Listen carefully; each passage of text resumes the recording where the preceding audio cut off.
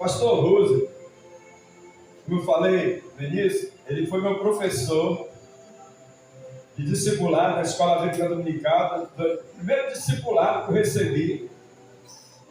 Eu, pastor? Então foi meu professor. Nós não somos tão velhos assim, mas foi há 40 anos atrás.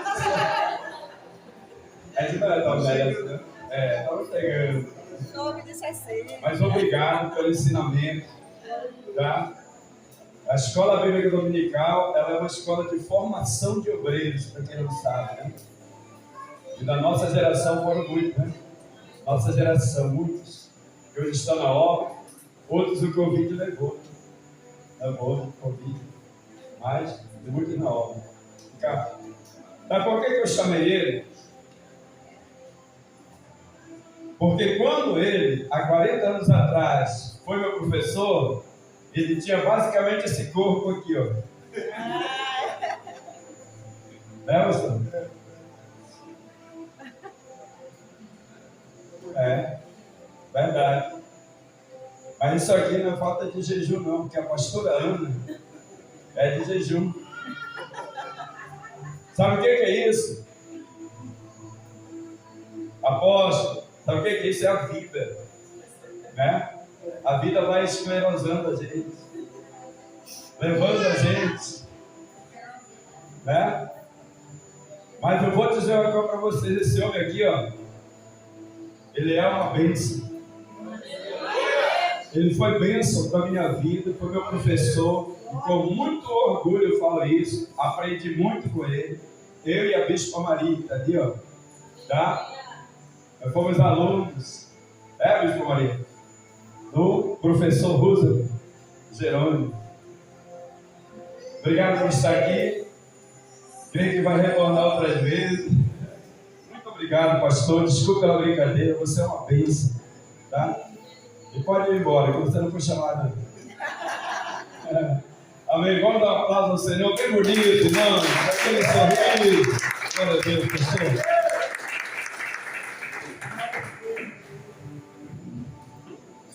Povo de Deus, boa noite. Paz seja convosco. Eu me sinto feliz de estar aqui participando com vocês desta reunião. Fico muito feliz de ver o pastor Fernando.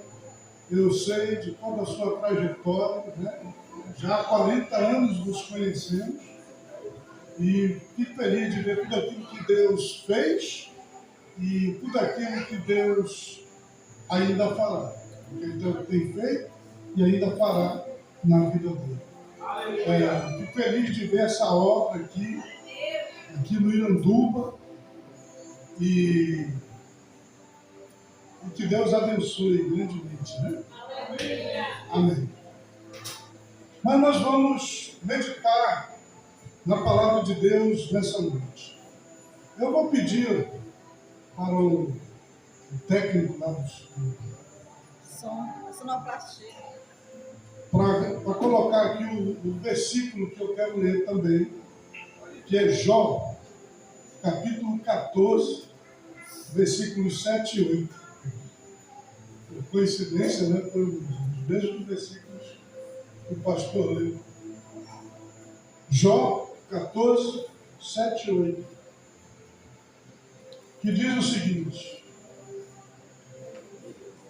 porque há esperança para a árvore que, se for cortada, ainda se renovará, e não cessarão os seus renovos.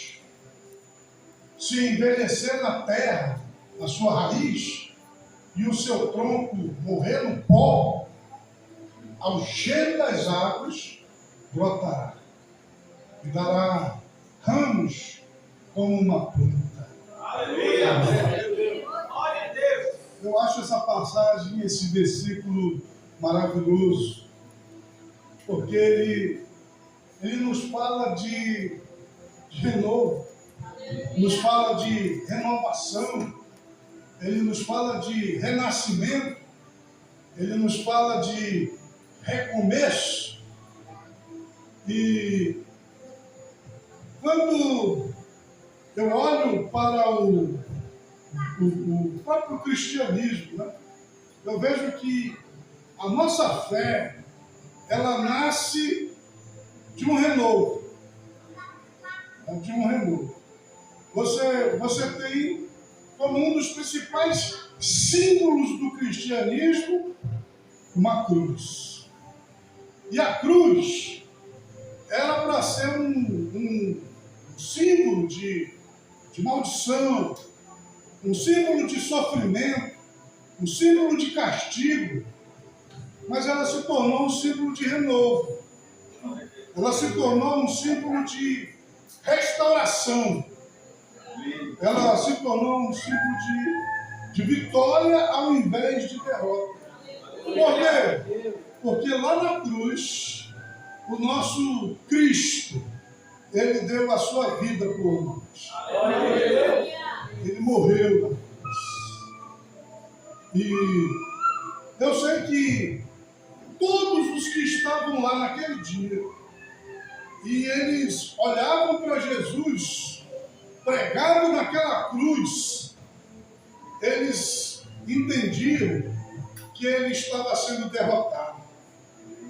Ele estava sendo vencido ali naquele momento. Eles entendiam que o fim tinha chegado para ele. Por isso, inclusive, a zombaria. Diziam, salvou a tantos porque não salva a si mesmo. Mas se tu és o Cristo, então desce dessa cruz e salva a ti e a nós também. Eles estavam lá, zombando, porque eles estavam pensando que naquele momento ali, naquela cruz, Jesus Cristo estivesse sendo derrotado, vencido. E parecia mesmo. O inferno inteiro deve ter festejado. Eu, inclusive, quero ler aqui, é um texto de Isaías 53, que foi escrito pelo profeta Isaías 700 anos antes disso acontecer. Mas ele teve uma visão profética de Jesus 700 anos depois.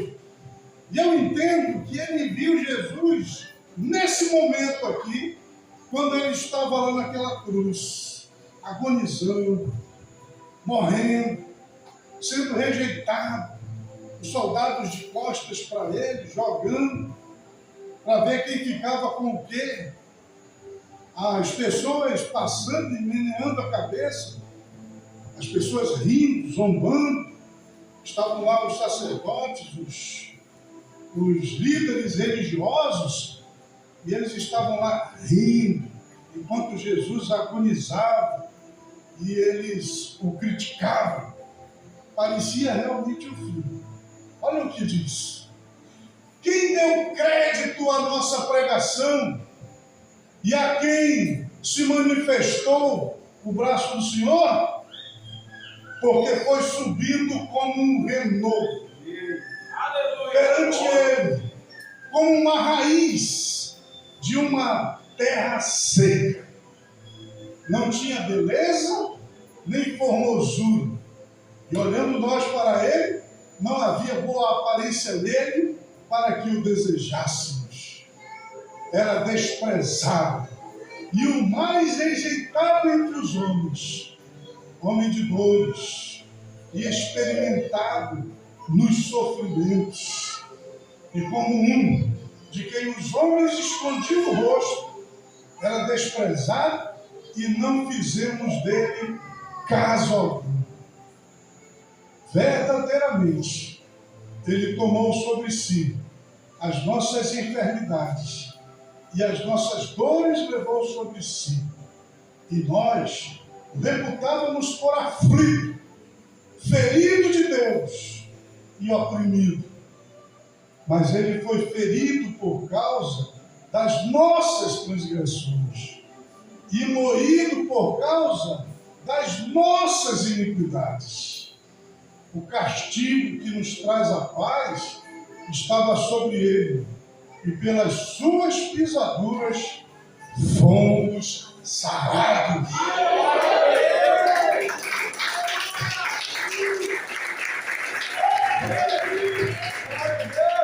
Você vê então Jesus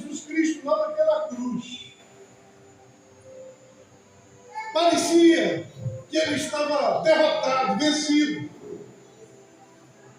Ele, naquele momento, ele foi desprezado. Desprezado por todas aquelas pessoas.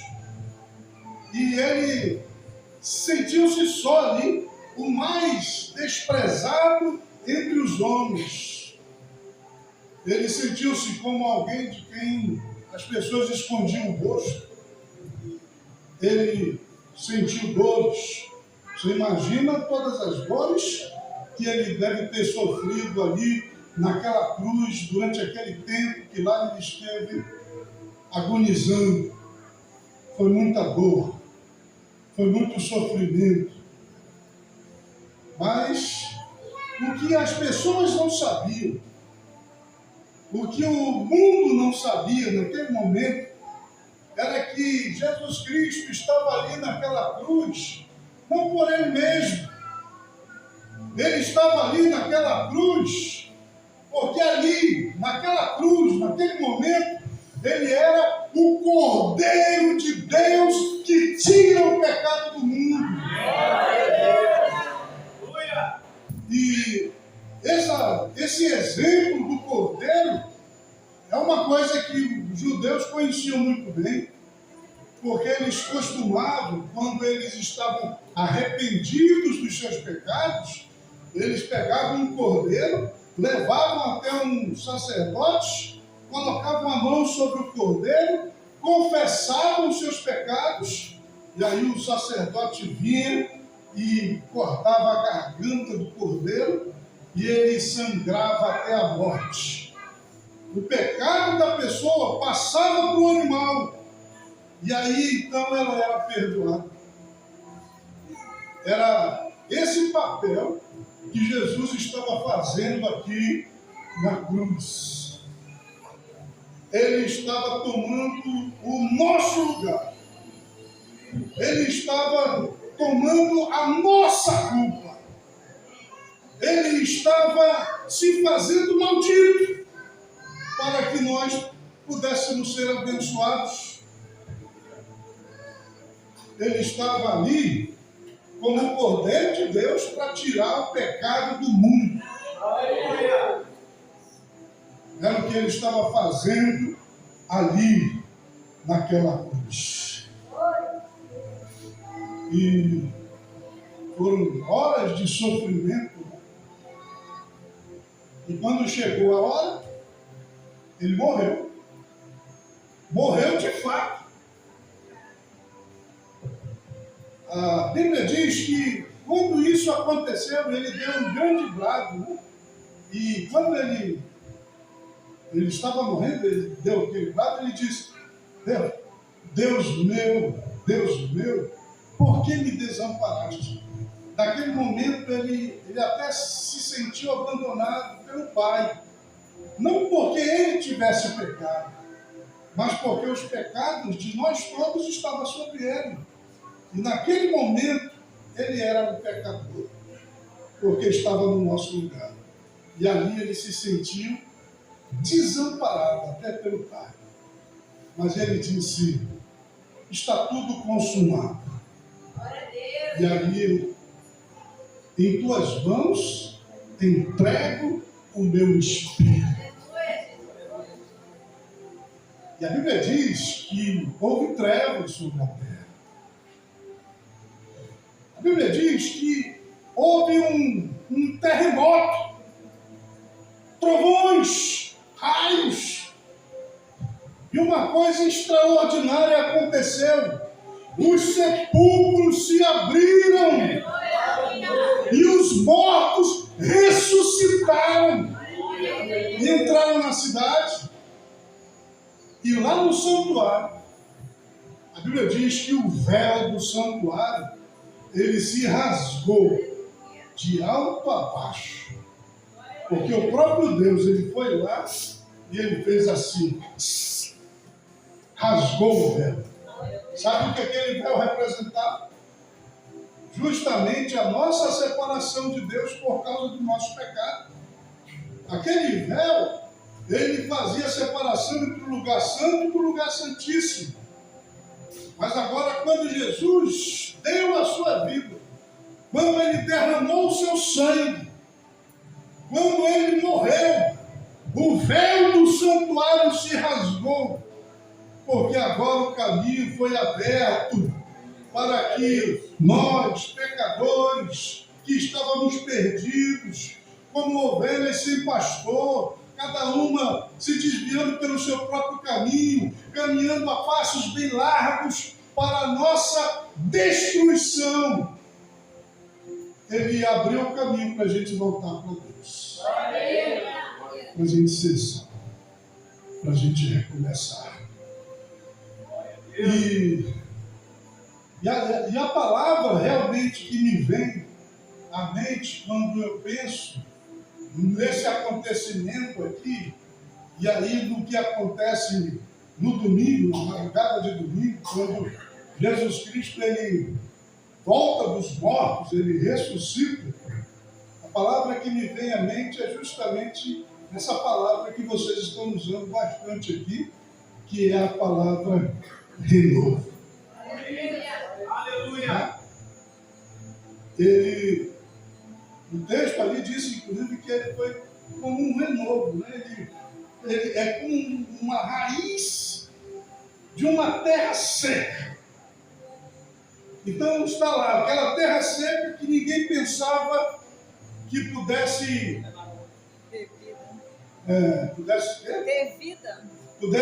ter vida de novo. De repente surge lá uma raiz numa terra seca, num lugar mais improvável, e essa raiz brota de novo, ela se renova, né? E ela sai de entre os mortos, e aí ela frutifica de novo, né? Ela germina, ela vem à vida novamente. Era o que estava acontecendo ali, agora já na madrugada do domingo, quando Jesus ressuscita. Então, o que estava acontecendo aqui era justamente isso. Então, a cruz, que seria o sacrifício, que seria o castigo, que seria a punição, se tornou então o símbolo do renovo, né? E a cruz que a gente usa, inclusive, ela está vazia, né? Ela está vazia justamente porque ele esteve lá. Ele sofreu a cruz, mas ele ressuscitou. Glória a Deus. Glória a Deus.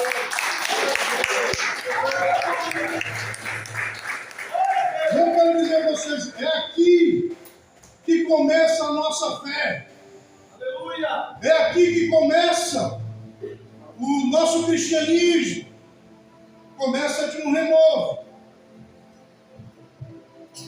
E eu venho aqui para dizer a vocês todos que é exatamente o que Deus ele quer fazer na vida de todos nós. Ele quer fazer um renovo. E aí então eu quero falar até para aquelas pessoas que porventura já se sentiram derrotados, fracassados, vencidos, que já se viram no fundo do poço, que acham que já perderam, que não tem mais jeito, que já morreram, que Jesus Cristo, ele é esse poderoso para nos renovar, para nos fazer renascer, para a gente começar de novo. E aí, eu fico pensando nesse poder de Deus, mesmo, de fazer essa renovação, né? Deus é poderoso para renovar, para fazer aquilo que parecia que não tinha mais jeito, voltar a ter. E é interessante que na natureza aí, aqui diz, se a árvore for cortada ao meio, aí só com o cheiro das águas ela se renova, ela nasce de novo, né? Ela brota. E você sabe, né, que isso realmente acontece. E principalmente a maioria de vocês que moram aqui pelo Iranduba devem conviver muito com essas árvores aí, que tem esse poder, né, de renovar assim. Deus tem esse poder de agir dessa forma nessas árvores para elas voltarem à vida. Eu me lembro que lá na igreja, do lado da igreja, tinha uma mangueira. Mangueira, lá, quando dava a época de manga, ela ficava cheia de mangas, né? Aquelas folhas maravilhosas e aquelas mangas maravilhosas. E aí os meninos lá da rua, eles ficavam jogando pedra, né? Para pegar as mangas. E as pedras que eles jogavam caíam em cima do telhado da igreja. E várias vezes as telhas tiveram que ser trocadas por causa daquelas pedras que aqueles meninos jogavam. Aí um dia o pastor resolveu, então, cortar aquela árvore. Aí ele foi lá, chamou e cortou a árvore, deixou só no tronco. E todo mundo, quando viu a árvore cortada, pensou assim: pronto, acabou. A árvore morreu. Nunca mais vão jogar pedra em cima daqui. Mas sabe o que aconteceu? Os dias foram se passando, os meses foram se passando, e quando a gente menos esperava, apareceu um renovo, apareceu um broto. Aquela árvore que tinha sido cortada, ela renasceu. Aleluia. E olha, ela cresceu de novo. E frutificou de novo.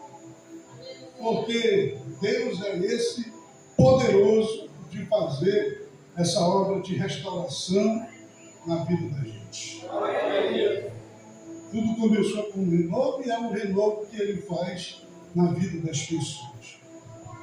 Quando a gente se torna servo de Deus, o que acontece com a vida da gente? A gente passa por um renovo, por uma transformação, né? Por uma mudança de vida. A gente nasce de novo. Não é o que a palavra de Deus nos diz?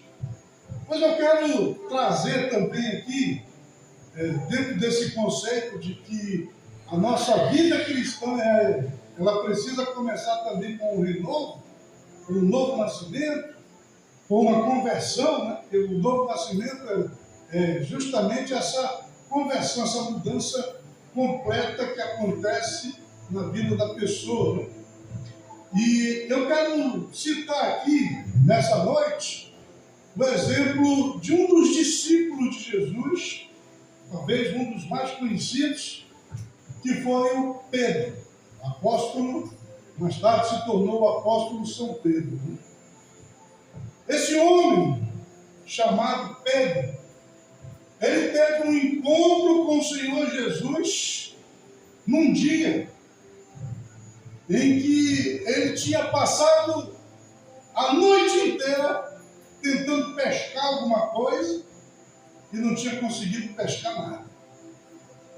Ele estava lá triste, lavando a rede, aí ia voltar para casa sem nada, quando de repente Jesus apareceu ali e Jesus pediu emprestado o barco dele para que ele pudesse falar com as pessoas. E aí então Jesus entrou no barco de Pedro e pregou. E o Pedro estava lá, lavando a rede, ouvindo aquele jovem que pregava ali de dentro do barco dele. E imagina uma pregação de Jesus. E quando Jesus terminou de falar, ele se dirigiu ao Pedro e disse para ele assim: olha, pegue o barco, volte lá para o meio do rio e jogue a rede de novo. E o Pedro, que já tinha ouvido a pregação, e quando a gente ouve a pregação, nasce fé no coração da gente, né? Ele disse: olha, Senhor, nós passamos a noite inteira tentando pescar alguma coisa e não conseguimos pegar nada.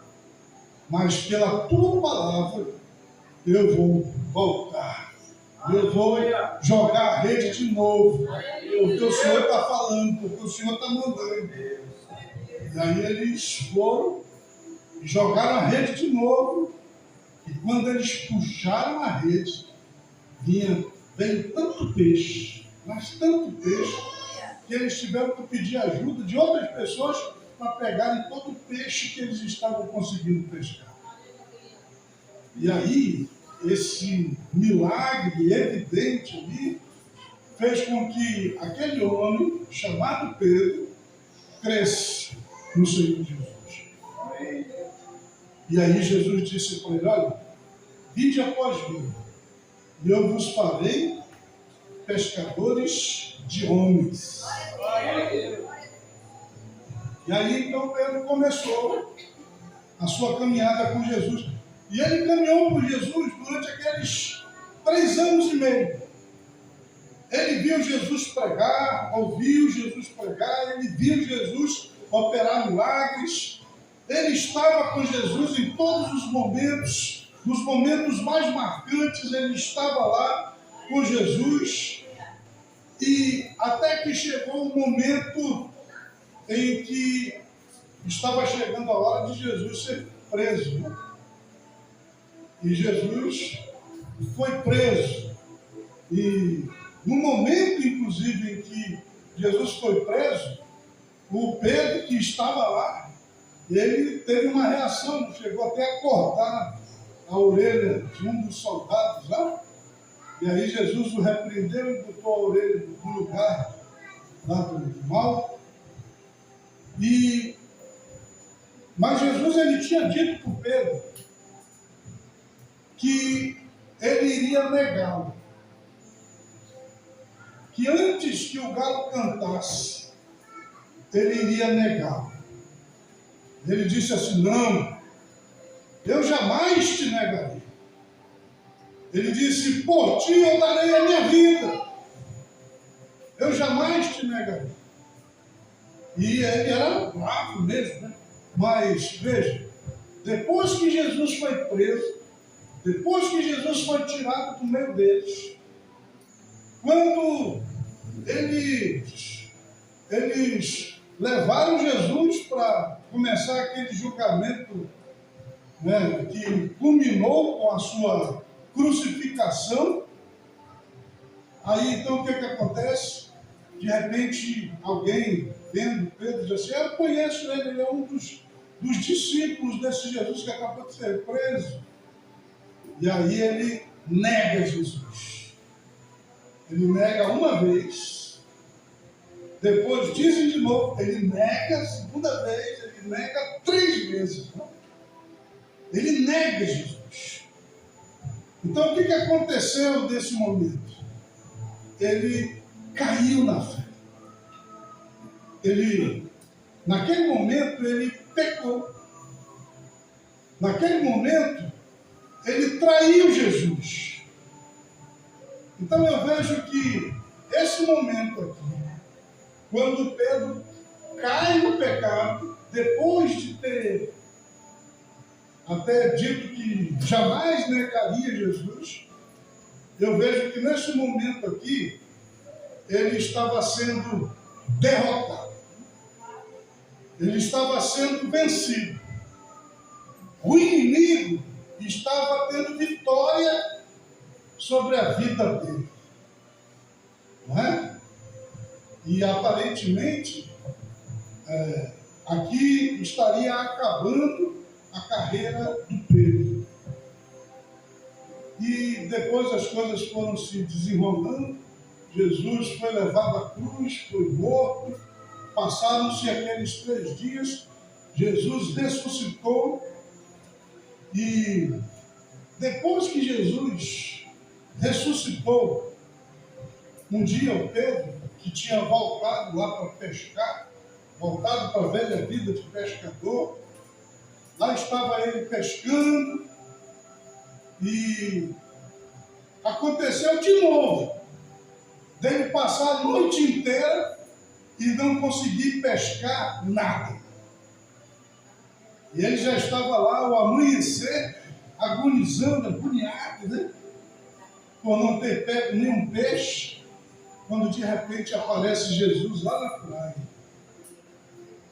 E aí Jesus lá da praia, ele grita para o Pedro assim, ó, jogue a rede do outro lado do barco.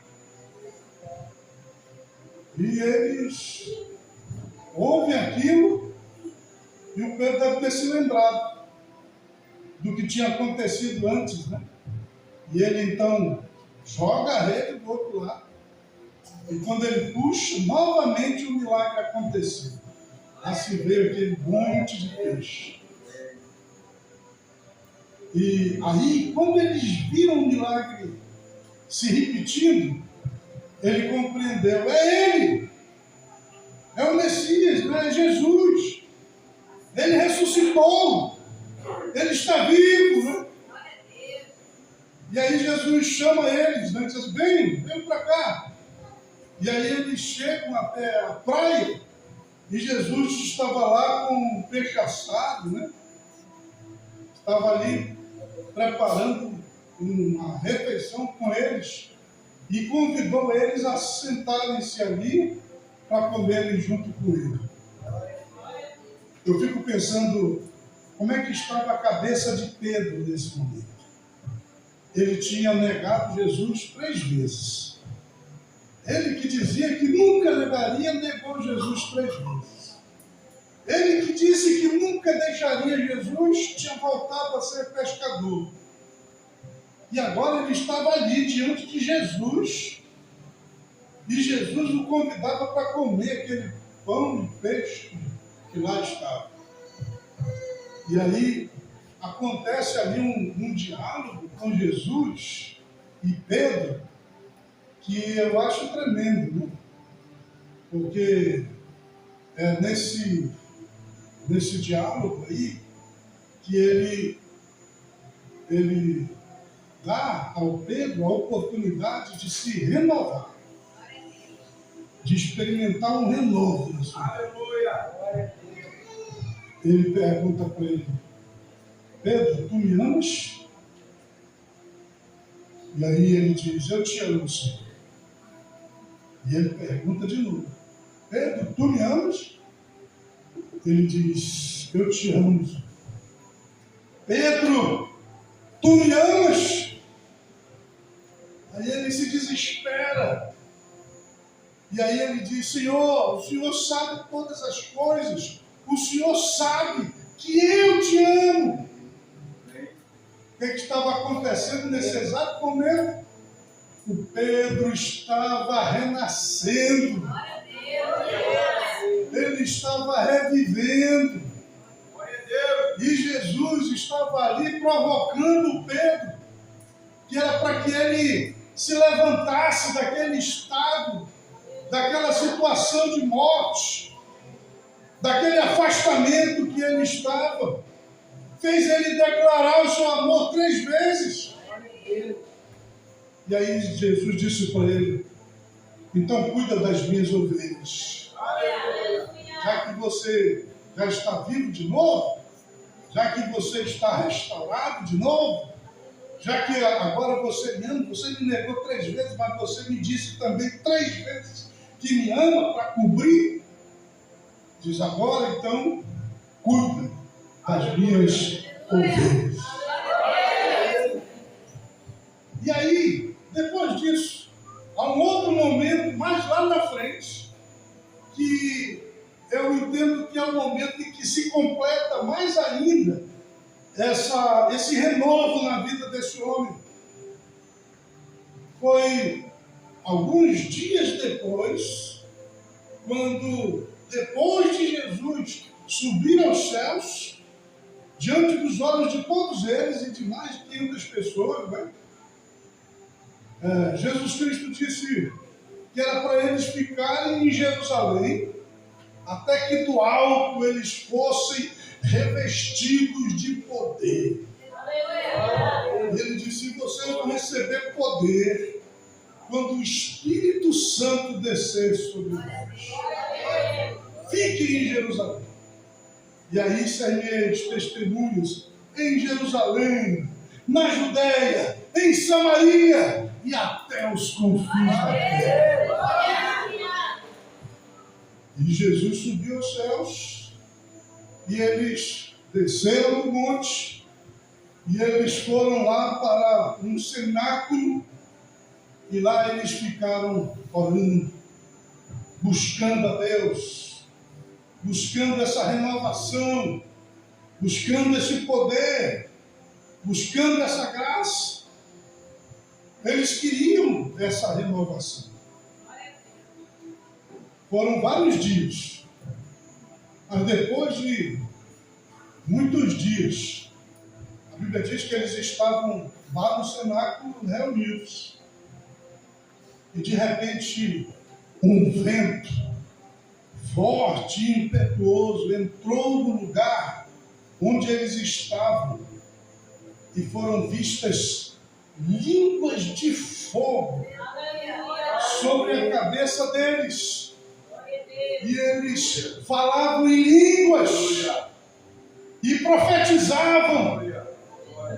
Todos aqueles que estavam lá, reunidos naquele cenáculo, eles experimentaram esse renovo. Eles experimentaram esse reavivamento. Eles experimentaram esse enchimento. Eles foram cheios do Espírito Santo de Deus. E o que eu acho tremendo, entre eles estava Pedro, que tinha negado Jesus 3 vezes e que foi resgatado por Jesus lá na praia, que disse que amava Jesus 3 vezes e recebeu de Jesus a ordem de cuidar das suas ovelhas. E agora ele está lá, entre aqueles que estavam esperando esse renovo, essa renovação. E ele foi cheio do Espírito Santo também. Ele falou em línguas também. Ele profetizou também. E houve um alvoroço, porque onde o Espírito Santo se derrama, há um alvoroço. A cidade se reuniu lá na frente da casa onde eles estavam. E eles ficaram maravilhados que as pessoas estavam lá falando cada um na língua deles. E lá tinha gente de tudo quanto era lugar do mundo de então. E eles queriam saber o que estava acontecendo ali, naquele dia, naquele lugar. Sabem quem foi que se levantou? Tinham vários discípulos, né? Tinham várias pessoas lá reunidas, os membros, mas sabem quem foi que se levantou? O Pedro. E leia lá no livro de Atos dos Apóstolos. Ele se levantou, cheio do Espírito Santo, cheio do poder de Deus, totalmente renovado, totalmente avivado. E olha que o pessoal dizia, né, que ele era analfabeto, que ele era um simples pescador, que ele nem sabia falar, né, que ele era uma pessoa sem nenhuma capacidade. Hoje o homem se levantou, cheio do Espírito Santo, cheio do poder de Deus, totalmente renovado. E ele se levanta ali, chama a atenção de todas aquelas pessoas e diz para elas assim: eu vou explicar para vocês o que é que está acontecendo aqui. E aí ele pregou o Evangelho do Senhor Jesus. Ele mostrou para aquelas pessoas que o que estava acontecendo naquele momento era o grande renovo. Era o avivamento que estava vindo pelo derramar do Espírito Santo que estava sobre a vida deles agora. E eles estavam ali renovados, cheios do Espírito Santo, para pregar o Cristo. E ele pregou. Sabe qual foi o resultado? 3.000 pessoas se converteram. De uma vez só. Começou ali um grande avivamento, um grande despertamento e um grande crescimento. Foi quando a igreja começou a se estabelecer. Leia o livro de Atos dos Apóstolos e aí você vai ter o resto da narrativa desse crescimento extraordinário que a igreja passou a ter depois que eles experimentaram o renovo, a conversão, o enchimento do Espírito Santo, quando eles foram restaurados. Parecia que estava tudo perdido. Quando eles viram Jesus pregado na cruz, todo mundo debandou. Eles abandonaram Jesus, só alguns ficaram. Mas agora, depois que eles foram renovados, depois que eles foram reavivados, depois que eles foram transformados, depois que eles se converteram mesmo, aí ninguém mais segurou. Eles se levantaram cheios do poder de Deus e o Evangelho foi pregado. E é por isso que nós estamos aqui. Porque nós estamos lá na parte lá da frase, né? Isso por todo o mundo, pregar o Evangelho de toda criatura. Né? E lá quando Jesus ele diz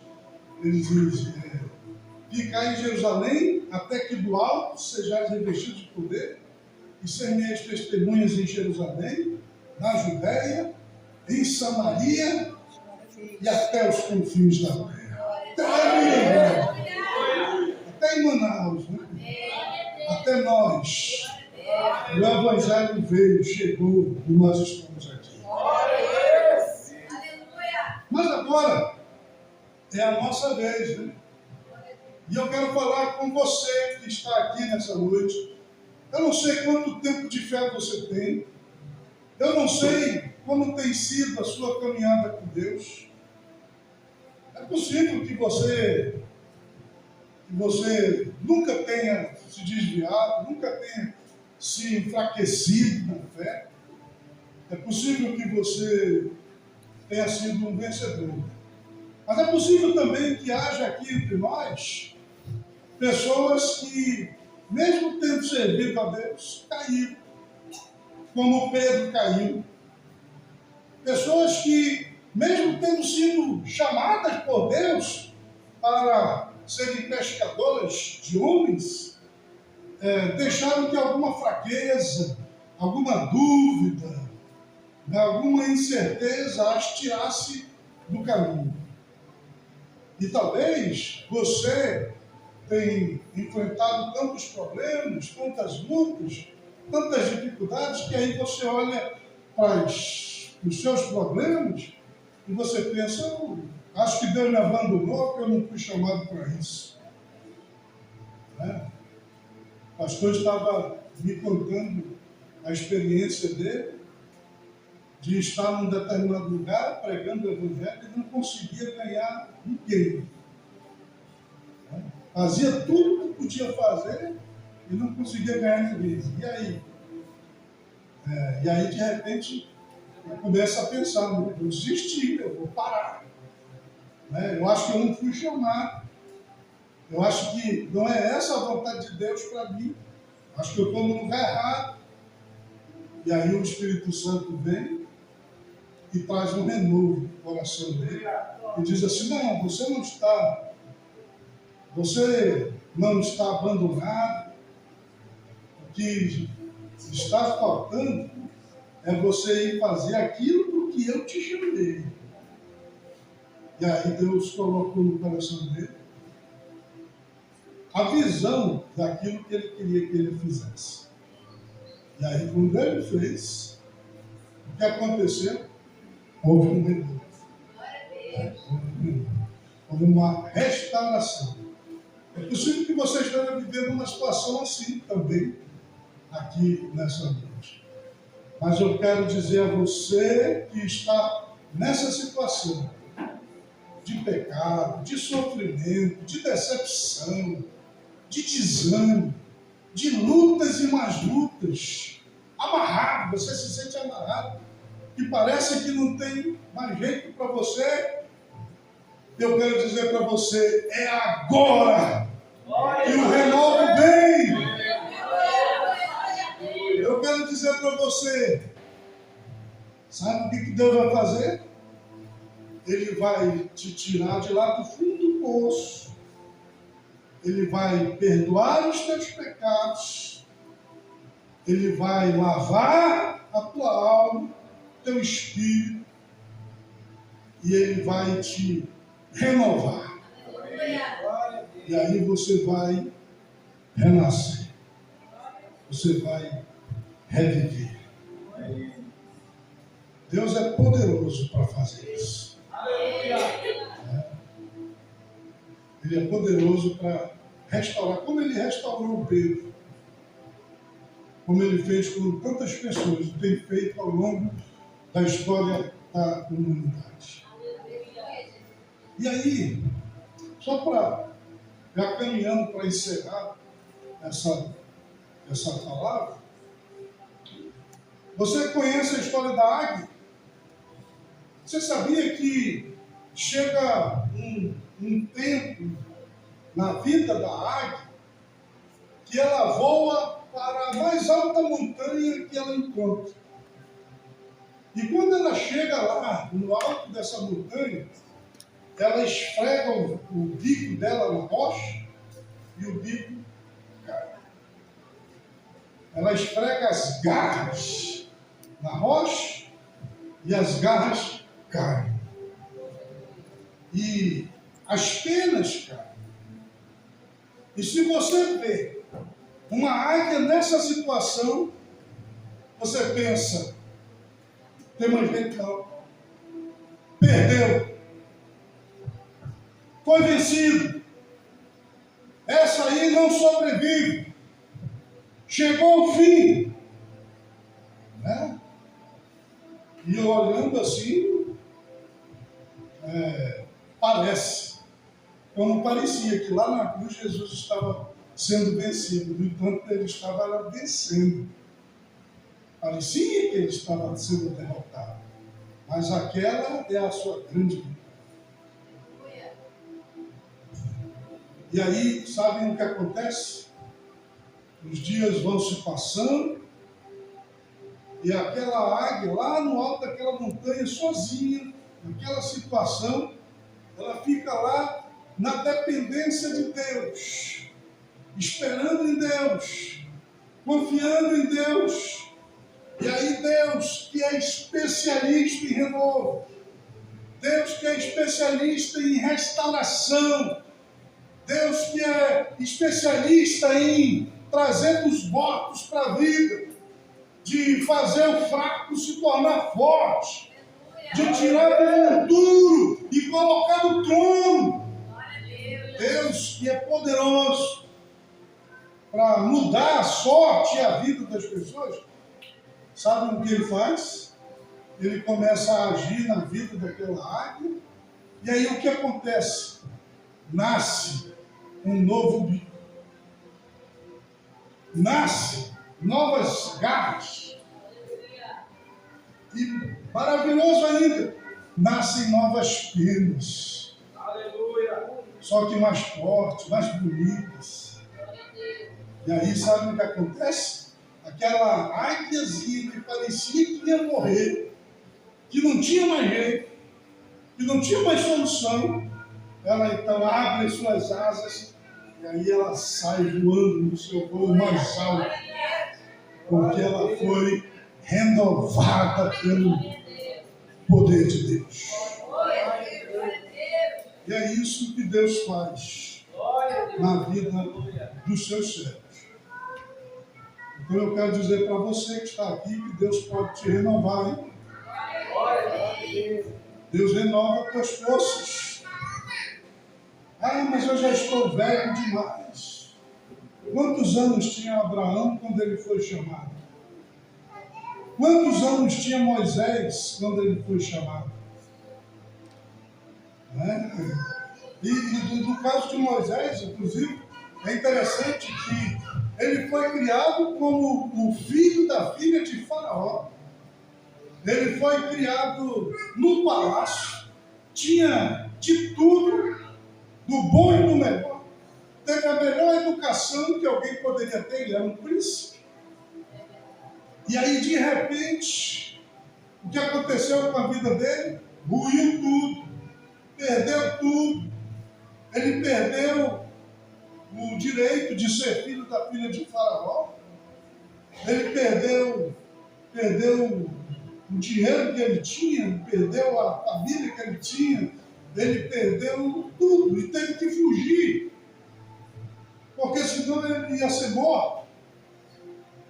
E ele fica perambulando aí pelo deserto, como um Zé Ninguém, perdido. E de repente, quando tudo parecia que tinha chegado ao fim, foi quando ele chega lá no Monte Horebe, e aí Deus o traz de volta. Né? Quer dizer, ele pensava que ele não seria mais príncipe, ele não seria mais o livro, ele não tinha mais aquela graça. Mas aí, de repente, quando Deus aparece para ele, lá no alto daquele monte, e diz para ele: eu sou o Senhor teu Deus. E ele o chama e diz para ele: agora você vai voltar lá para o Egito e você vai tirar o meu povo de lá. Agora você é príncipe de novo. E você vai fazer isso com poder, com graça. Você vai enfrentar lá o Faraó e vai enfrentá-lo com poder e graça. Você vai trazer o meu povo que está lá escravizado e trazê-lo aqui a este monte para eles me adorarem. E você vê o líder que o camarada se transformou, a potência que ele se transformou. Quer dizer, quando tudo já parecia perdido, se eu não me engano, quando ele foi chamado, ele estava já com 75 anos. E ele, depois desse tempo todo, conduziu o povo de Israel pelo deserto, até o Monte Horebe, né? E com grande graça, com grande poder. Por quê? Porque ele foi renovado pelo poder de Deus.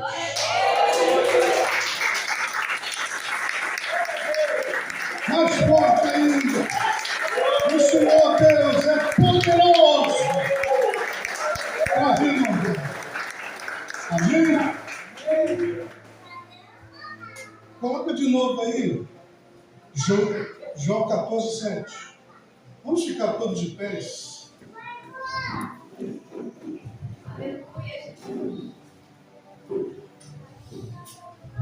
Porque há esperança para a árvore que, se for cortada, ainda se renovará.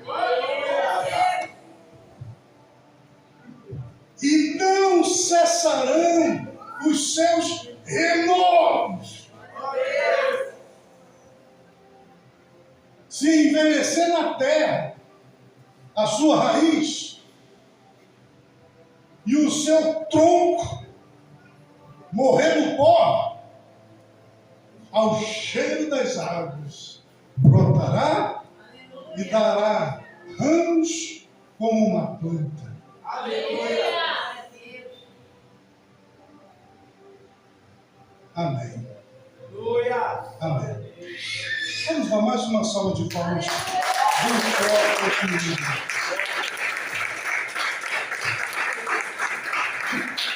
Eu quero então orar por vocês todos. Vamos orar. Se você está se sentindo assim, fracassado, derrotado, no fundo do poço, se você pecou, se você se sente esvaziado, se você se sente desanimado, se você se sente como o mais rejeitado, Agora, deixa Deus te renovar. Deixa Jesus te tirar dessa posição. Deixa Jesus te transformar, te abençoar. Deixa Ele te encher nessa noite com o seu Espírito Santo. E você vai sair daqui para anunciar essa palavra poderosa ao mundo. Fale com Deus agora. Coloque diante de Deus a sua luta, a sua dificuldade, a sua frustração. Confesse os seus pecados. Se arrependa deles. Jesus morreu na cruz para perdoar você, para limpar você, para libertar você, para que você possa renascer. Altíssimo Deus, soberano Pai, Criador dos céus e da terra, nós te agradecemos, ó Deus, pela tua palavra que nos foi transmitida nessa noite. E nós compreendemos que o Senhor é o Deus do renovo. O Senhor é o Deus da restauração. O Senhor é o Deus que pode levantar o caído, o fracassado, o pecador, o vencido, o desacreditado. Nós compreendemos que o Senhor tem esse poder. E eu te peço, ó Deus, nessa noite, que o teu Espírito Santo, ele se mova sobre este lugar, ele se mova sobre as nossas vidas, sobre a vida de todas as pessoas que aqui estão. E eu te peço, ó Deus Todo-Poderoso, que o Senhor comece a fazer agora uma obra de restauração, de renovo na vida de todas as pessoas que estão aqui nessa noite. Renova, Senhor, o que está fraco. Renova, Senhor, o que está desanimado. Renova, Senhor, aquele que desistiu. Renova, Senhor, aquele que se sente vencido e derrotado. Manifesta, ó Deus, o teu poder poderoso. Faz, ó Deus, um milagre que só o Senhor pode fazer. Eu te apresento, Senhor, as crianças. Te apresento os jovens. Te apresento os velhos. Todas as pessoas que estão aqui, independentemente da idade. E eu te peço, Senhor, renova, ó Deus. Aviva, Senhor. Enche com o teu Espírito Santo. Mexe com estas pessoas. E assim como o Senhor fez com Pedro, que elas possam se levantar poderosas, cheias da tua graça, da tua unção, e possam pregar o teu evangelho para que as multidões se convertam. É o que eu te peço, Pai, em nome de Jesus, que assim seja. Amém. Amém.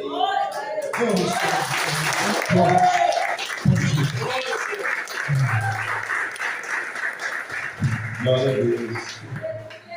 Amém.